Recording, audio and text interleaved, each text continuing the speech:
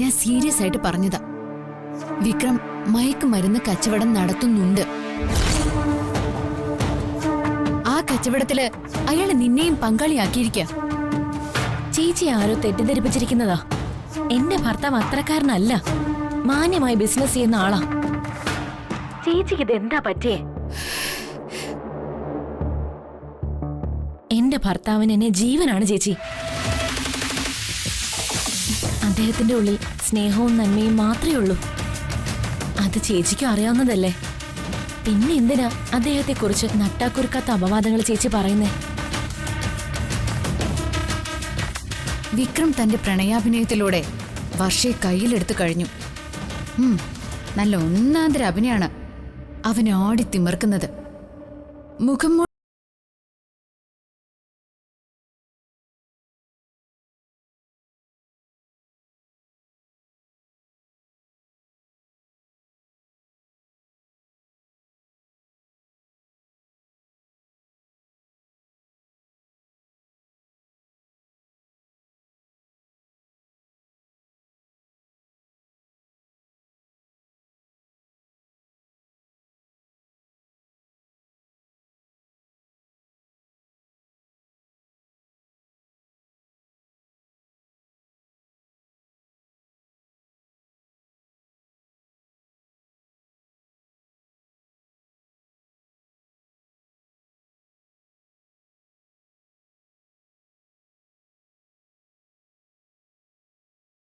പെട്ടുകഴിഞ്ഞു. അവളെ രക്ഷിക്കാനുള്ള വഴികളെല്ലാം അടയുകയാണല്ലോ ഈശ്വര. അല്ല, എന്താ നിന്റെ വന്ദന ചേച്ചി ഫോണിലൂടെ പറഞ്ഞത്? ഏട്ടാ, ചേച്ചി പറഞ്ഞത് കേൾക്കുമ്പോൾ സീരിയസ് ആയിട്ട് എടുക്കരുത്. ഏട്ടന്റെ കമ്പനിയിൽ ഇല്ലീഗൽ മരുന്നിന്റെ ബിസിനസ് ഉണ്ടെന്ന് ആരോ ചേച്ചിയോട് പറഞ്ഞിരിക്കുന്നു. ഇത്രേ ഉള്ളൂ. ചേച്ചി അറിഞ്ഞത് ശരിയാണ്.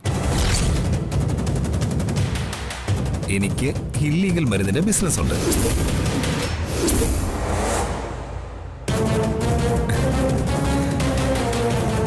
സത്യമാണോ ഏട്ടൻ പറയുന്നത്?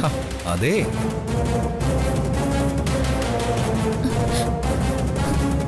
അതിന് നീ ടെൻഷൻ അടിക്കേണ്ട ഒരു കാര്യമില്ല. ആയുർവേദത്തില് ഇതൊക്കെ ചേർത്താണ് ചില ഔഷധങ്ങൾ നിർമ്മിക്കുന്നത്. പക്ഷേ അത് ഞങ്ങൾ തോന്നിയ മാതിരി കസ്റ്റമേഴ്സിന് കൊടുക്കാറില്ല. ഡോക്ടേഴ്സിന്റെ പ്രിസ്ക്രിപ്ഷൻ ഉണ്ടെങ്കിൽ മാത്രമേ ആ പ്രോഡക്റ്റ് കൊടുക്കാറുള്ളൂ. പൂർണ്ണമായും സർക്കാർ നിയമം പാലിച്ചാണ് ആ ബിസിനസ് നടക്കുന്നത്. കടകൾ വഴി ആ മരുന്ന് വിൽക്കാറുമില്ല. ഈ പറഞ്ഞത് രഹസ്യമായിട്ടുള്ളൊരു ഇല്ലീഗൽ മെഡിസിൻ കച്ചവടമാണെന്ന് വർഷയ്ക്ക് തോന്നുന്നുണ്ടോ? സർക്കാർ നിയന്ത്രണം പാലിച്ച് ഡോക്ടേഴ്സിന്റെ കുറിപ്പടി പ്രകാരമാണ് കൊടുക്കുന്നതെങ്കിൽ അതിൽ നിയമവിരുദ്ധമായിട്ടൊന്നുമില്ല, ഒരു കുഴപ്പമില്ല. ചേച്ചിയെ ആരോ തെറ്റിദ്ധരിപ്പിച്ചതാ. 100% അങ്ങനെ തന്നെ ആയിരിക്കും. വന്ദന ചേച്ചി ഒരു നല്ല സ്ത്രീയാണ്. സ്വന്തം ചേച്ചിയെ പോലെ ഞാൻ അവരെ കാണുന്നത്. അവരോട് എനിക്ക് ഒരു ദേഷ്യമില്ല വർഷേ. അങ്ങനെ തന്നെ ആയിരിക്കണം. എന്റെ ചേച്ചി ശുദ്ധ പാവം ഏട്ടാ. തീർച്ചയായും. അവരുടെ തെറ്റിദ്ധാരണയും മുൻചൂണ്ടിയൊക്കെ എന്റെ മൂത്ത ചേച്ചിക്ക് അവകാശപ്പെട്ട ബെസ്റ്റ് ക്വാളിറ്റി ആയിട്ടാണ് ഞാൻ കാണുന്നത്. അനാഥനായി എനിക്ക് തരുന്ന സ്നേഹമുള്ള ശാസനകളായി ഞാനതിനെ കണ്ടോളാം. അത് പോരെ വർഷേ? മതി, എനിക്കത് മതി.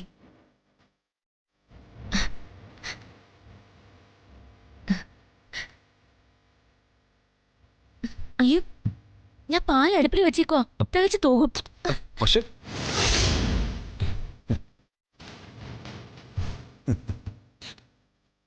വന്ദന അവളെ എങ്ങനെ വെറുതെ വിട്ടാൽ ശരിയാവില്ല.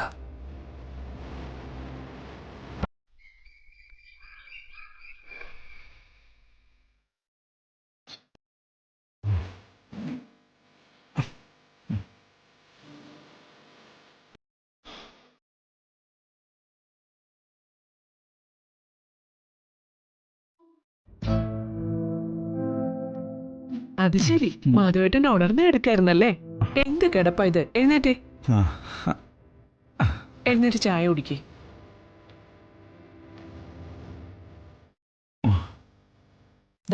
ചായ ഓ കുടിക്ക. അതേട്ടാ, ഉം. ഇത് ശരിയാവില്ല. രാവിലെ എഴുന്നേറ്റ് മുടങ്ങാതെ ജോഗിങ്ങിന് പോകുന്ന ആളല്ലേ, ഇപ്പൊ എല്ലാം ഒതുക്കി മടി പിടിച്ചിരിക്കുക അല്ലേ? ഒന്നിനു പുറകെ ഒന്നായി പ്രശ്നങ്ങളല്ലേ ജീവിതത്തില്. ഉം, ആ പ്രാരാബ്ധങ്ങൾക്കിടയിൽ ചിട്ടയൊക്കെ തെറ്റിപ്പോയി. ഉം. മാത്രമല്ല കൂടെ ഉള്ളവരാരും ഇപ്പൊ അങ്ങനെ വരുന്നുമില്ല.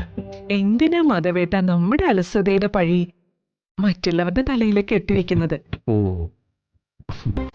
മാധവേട്ട നാളെ മുതല് രാവിലെ എഴുന്നേറ്റ് നടക്കാൻ പോകുന്നു. ആ ശരി, മാധവനെന്നും ചന്ദ്രിക അനുസരിച്ചിട്ടില്ലേ ഉള്ളൂ. ഉം. ദേ വേണ്ട.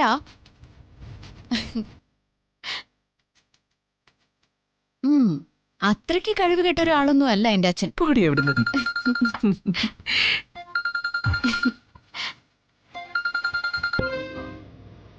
ആ ഹലോ. ആ, ഏ?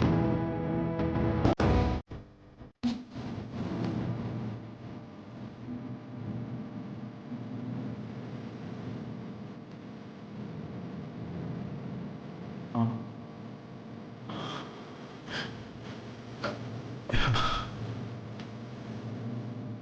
എന്താ മധുവേട്ട? ആ, എനിക്ക് അത്യാവശ്യമായിട്ടൊന്ന് പുറത്തേക്ക് പോകണം. എന്താ അച്ഛ പ്രശ്നം? ആ ആ അച്ഛൻ എന്തിനാ ഇപ്പൊ പുറത്തേക്ക് പോകുന്നേ? അതൊക്കെ ഞാൻ വന്നിട്ട് പറയാം. മധുവേട്ട, എന്താണ് പ്രശ്നം എന്ന് ഞങ്ങളും കൂടെ ഒന്ന് അറിയട്ടെ. അല്ല അത് നമ്മുടെ വീട് വെക്കാനിരുന്ന പ്ലോട്ടില് നമ്മള് വീട് വെക്കാനിരുന്ന പ്ലോട്ടില് പറയച്ചാ. അത് അവിടെ ആരൊക്കെ വന്ന് എന്തൊക്കെയോ ചെയ്തു. എന്ത് ചെയ്തു? മാധവേട്ടനെ ആരാ വിളിച്ചറിയിച്ചേ? എൻ്റെ ഒരു സുഹൃത്ത്, അവൻ നടക്കാൻ ഇറങ്ങിയപ്പോ കണ്ടതാ. എന്ത്? അവരവിടെ എന്താ ചെയ്യുന്നതെന്ന് നോക്കണം. ഞാനൊന്ന് പോയിട്ട് വരാം. അച്ഛൻ ഒറ്റയ്ക്ക് പോണ്ട, ആ, ആ, ഞങ്ങളും കൂടെ വരാം. ആ, ഛെ. അച്ഛൻ പെട്ടെന്ന് റെഡിയാവും. വേണ്ട, മോള് വരണ്ട. ഞങ്ങൾ രണ്ടുപേരും കൂടി പോയിട്ട് വരാം. അത് ശരിയാവില്ല, ഞാനും വരാം.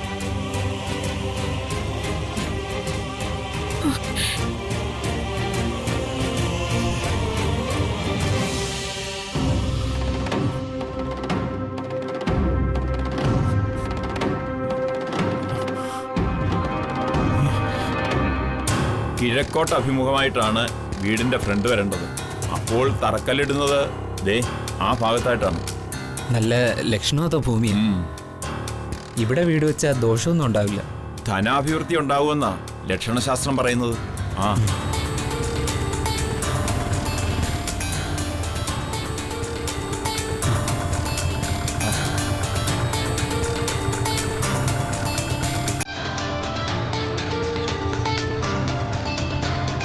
മോളെ വേഗം വാ.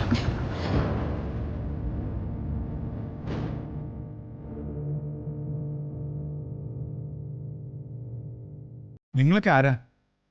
എന്താ ഇവിടെ ചെയ്യുന്നത്? ഇത് ഞങ്ങളുടെ സ്ഥലമാണ്. ഇവിടെ 3 നില കെട്ടിടം പണിയാനാ ഞങ്ങളുടെ പദ്ധതി.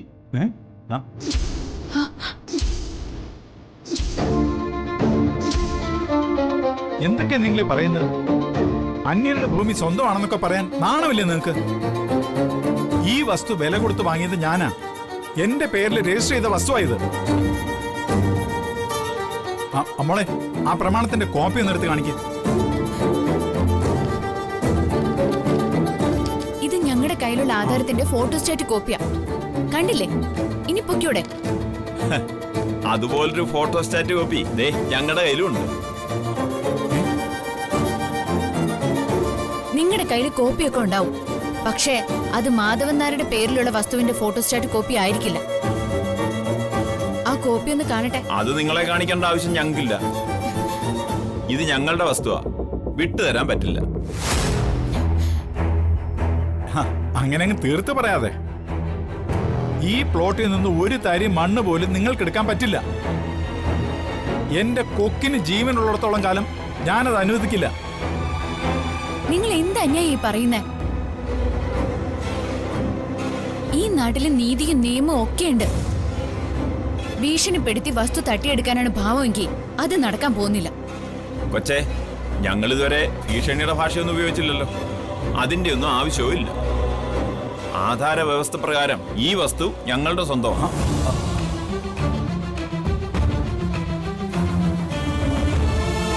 ഇവിടെ ഞങ്ങൾ ഉദ്ദേശിക്കുന്ന കെട്ടിടം പണി നടന്നിരിക്കും. ഈ വസ്തു ആരാ നിങ്ങൾക്ക് വിറ്റത്? എന്ത് അടിസ്ഥാനത്തിലാ നിങ്ങൾ ഇവിടെ കെട്ടിടം പണിയുന്നത്? വസ്തുവിന്റെ സർവേ നമ്പർ, തന്റെ പേര്, ബ്ലോക്ക് നമ്പർ ഇതൊക്കെ ഞങ്ങളുടെ കയ്യിലുണ്ട്. നിങ്ങളുടെ പക്കലുള്ള ഡീറ്റെയിൽസ് ഞങ്ങളെ ഒന്ന് കാണിക്കേ. ഒന്നും കാണിക്കാൻ ഞങ്ങൾ ഉദ്ദേശിക്കുന്നില്ല. മര്യാദയ്ക്ക് പോയില്ലെങ്കിൽ വശക്കേടാവും. വെറുതെ പെണ്ണുങ്ങളെ കൊണ്ട് പോരിനിക്കാതെ വിളിച്ചോണ്ട് പോടും. തർക്കം വല്ലതുണ്ടെങ്കിൽ നമുക്ക് കോടതി കാണാം. വെറുതെ ഗുണ്ടായിസം കാണിക്കാതെ മര്യാദയ്ക്ക് സംസാരിക്കണം. ഗുണ്ടായിസം കാണണോ നിനക്ക്? എങ്കിൽ കാണിച്ചുതരാ. യവനെ വിളിക്കണം നമ്മുടെ പിള്ളേരെ.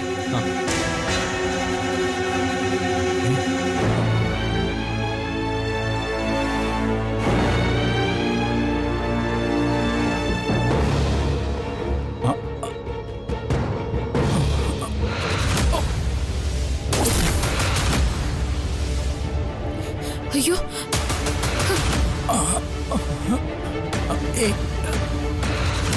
അയ്യോ, അച്ഛാ, അച്ഛാ, എന്ത് പറ്റി അച്ഛാ? ഒന്നുമില്ല. സംഭവം പന്തിയല്ലെന്നാ തോന്നുന്നത്. തലമിടുന്നതാ നല്ലത്. വാ. എടോ, എന്റെ അച്ഛന് എന്തെങ്കിലും സംഭവിച്ചു ഒരുത്തരും ഞാൻ വെറുതെ വിടില്ല. കത്തിക്കും നിന്നെയൊക്കെ ഞാൻ. അച്ഛാ, അച്ഛാ, അച്ഛാ, അച്ഛാ.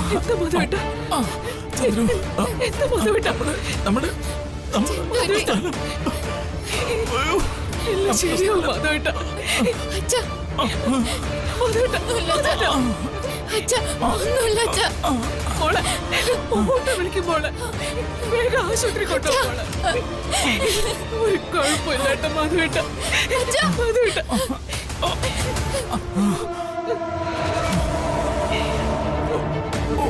മധുവേട്ടാ, മധുവേട്ടാ, ഒന്നുമില്ല മധുവേട്ടാ. മധുവേട്ടാ.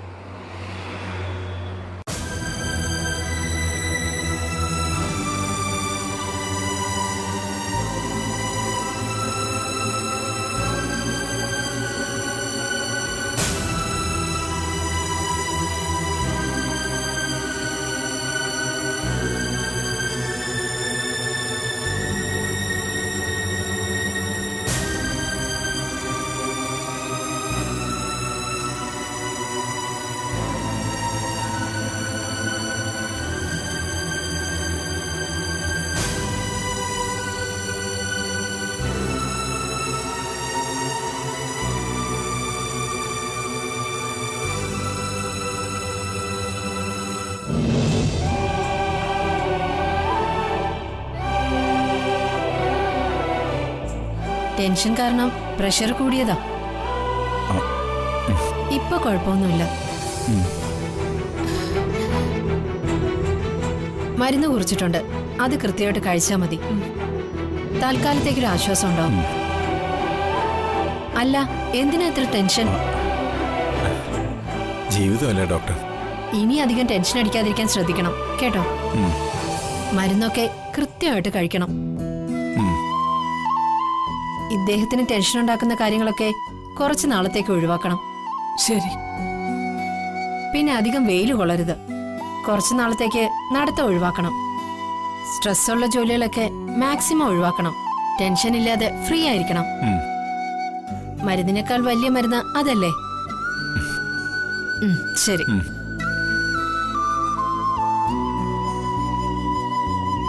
ദാ.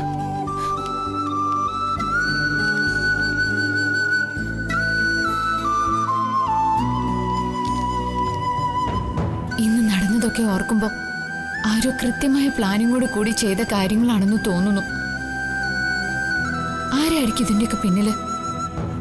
ഏതായാലും അവരിനി വെറുതെ ഇരിക്കില്ല. മോളെ, നീ എന്തായി ആലോചിക്കുന്നേ? ദേ, അച്ഛന് കുഴപ്പമൊന്നുമില്ല. ഞാൻ പെർഫെക്റ്റാ. നീ വെറുതെ ഓരോന്നോർത്ത് ടെൻഷൻ അടിക്കാതെ. മോളെ നിനക്കൂടി വയ്യാണ്ടായാൽ എല്ലാം തീർന്നു. അതുകൊണ്ട് ടെൻഷൻ വേണ്ട. ടെൻഷൻ പാടില്ലെന്ന് ഡോക്ടർ പറഞ്ഞത് മാധവേട്ടനോടാ. വസ്തു വീട് എന്നൊക്കെ പറഞ്ഞ് വെറുതെ വേവലാതിപ്പെടരുത്. എനിക്ക് മാധവേട്ടൻ മാത്രമേ ഉള്ളൂ. നീ എന്തിനാ പേടിക്കുന്നത്? നിനക്ക് 5 മക്കളില്ലേ? ആരും നോക്കാനില്ലെങ്കിലും വന്ദന മോള് നിനക്ക് തുണയായിരിക്കും.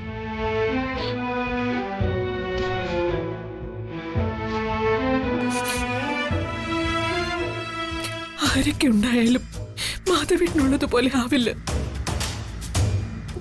സ്വന്തമായിട്ട് വസ്തു സ്വർണ്ണമൊന്നും എനിക്ക് വേണ്ട. അതിനേക്കാളൊക്കെ വലുത് എനിക്ക് മാധവേട്ടൻ.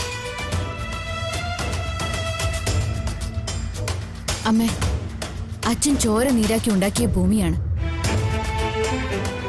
അതാരും കൊണ്ടുപോവില്ല. കൊണ്ടുപോകാൻ ഈ വന്ദന അനുവദിക്കില്ല. ഇതിന് പിന്നിൽ ആര് കളിച്ചാലും ആ കളി ഞാൻ അവസാനിപ്പിച്ചിരിക്കും. നമ്മുടെ ഭൂമി കയ്യേറാൻ ശ്രമിക്കുന്നവന്റെ അവസാനം കാണാതെ ഈ വന്ദന പിന്മാറില്ല. ഇത് ഞാൻ അച്ഛനും അമ്മയ്ക്കും തരുന്ന വാക്കാ.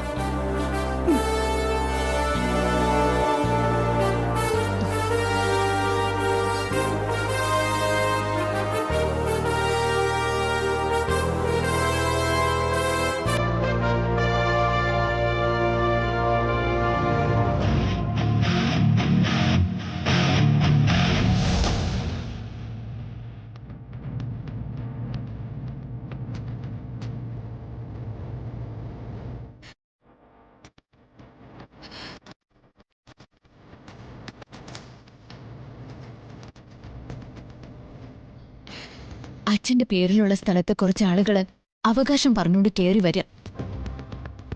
അവിടെ അവര് കെട്ടിടം പണിയാനുള്ള തയ്യാറെടുപ്പുകൾ തുടങ്ങുക. നമ്മുടെ കയ്യിലുള്ള ആധാരത്തിന്റെ ഫോട്ടോ കോപ്പി അവരുടെ പക്കലും ഉണ്ടാവുക. എന്താ ഇതിന്റെ അർത്ഥം? വളരെ പ്ലാൻ ചെയ്തിട്ടുള്ള ഗൂഢാലോചന ഇതിന്റെ പിന്നില്. ഈ കുടുംബം തകർക്കാൻ വേണ്ടി ആരൊക്കെയോ കച്ച കെട്ടി ഇറങ്ങിയിരിക്കുക.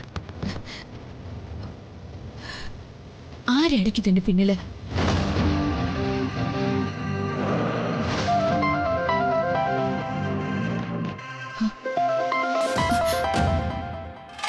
സാഗറാണല്ലോ വിളിക്കുന്നത്. ഇതെന്തിനായിരിക്കും? വന്ദനെ, ഞാൻ സാഗറാണ്. മനസ്സിലായി. എന്താ ഞാൻ വിളിച്ചേന്നാവും പറയാം.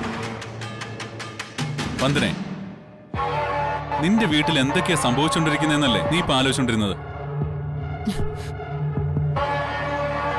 ആ, എല്ലാം അറിയുന്നവനാ ഈ സാഗർ. അവിടെ എന്ത് സംഭവിച്ചാലും ഈ ഞാൻ അറിയും. ഇപ്പൊ സംഭവിച്ചതും ഈ പാവം ഞാൻ അറിഞ്ഞിരിക്കുന്നു. എന്താ ഞാൻ പറഞ്ഞ ശരിയല്ലേ?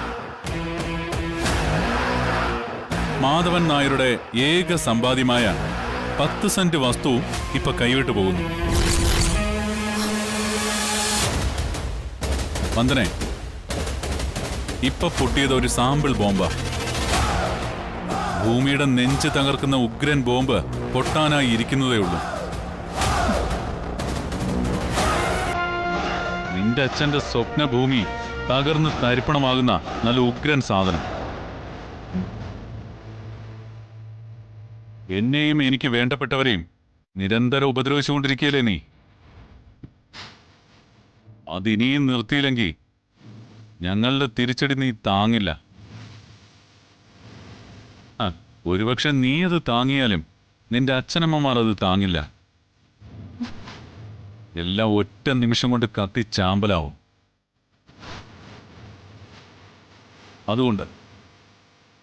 അതുകൊണ്ടെല്ലാം നിർത്തിക്കോ. നിർത്തിയാൽ നിനക്ക് നല്ലത്. വന്ദനെ, ഞാനൊരു പാവമെന്ന് വെച്ചാ ഒരു പഞ്ചപാവം. ഞാനായിട്ട് ആരെയും ഉപദ്രവിക്കില്ല. ഉപദ്രവിക്കാനായിട്ട് വന്നാൽ വിട്ടു കൊടുക്കുകയില്ല. മര്യാദയ്ക്ക് നീ നിന്റെ വഴി തേടി പോയാൽ നിനക്ക് കൊള്ളാം. ഇല്ലെങ്കിൽ ആദ്യം ഇല്ലാതാവുന്നത് നിന്റെ അച്ഛനായിരിക്കും.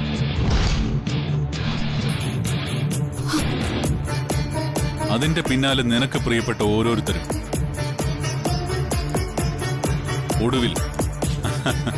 ഒടുവിൽ നീ. വേദന സഹിച്ച് നീ സ്വയം ഇല്ലാതാവണം. അതാണ് സാഗറിന്റെ ഒരു ശൈലി. അതുകൊണ്ട് എല്ലാം നിർത്തിക്കോ.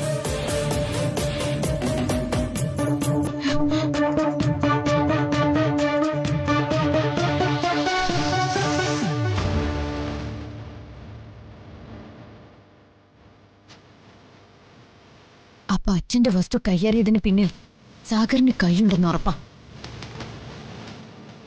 ഞങ്ങളെന്നെ സാഗർ പറയുന്നതിൽ നിന്നും സാഗർ ഒറ്റയ്ക്കല്ലാന്ന് മനസ്സിലായി. സാഗറിന്റെ കൂടെ ആരായിരിക്കും? വിക്രമായിരിക്കോ? ഏതായാലും വിക്രമും ശത്രുപക്ഷത്ത് തന്നെയാണ്. അവരെ ഒറ്റയ്ക്ക് നേരിടാൻ എനിക്കാവില്ല. ജഗനെ പോലെയുള്ള ഒരാളിന്റെ സഹായം കൂടിയേ തീരും. ഈ അവസ്ഥയില് ജഗനെ പിണക്കുന്നത് ബുദ്ധിയല്ല.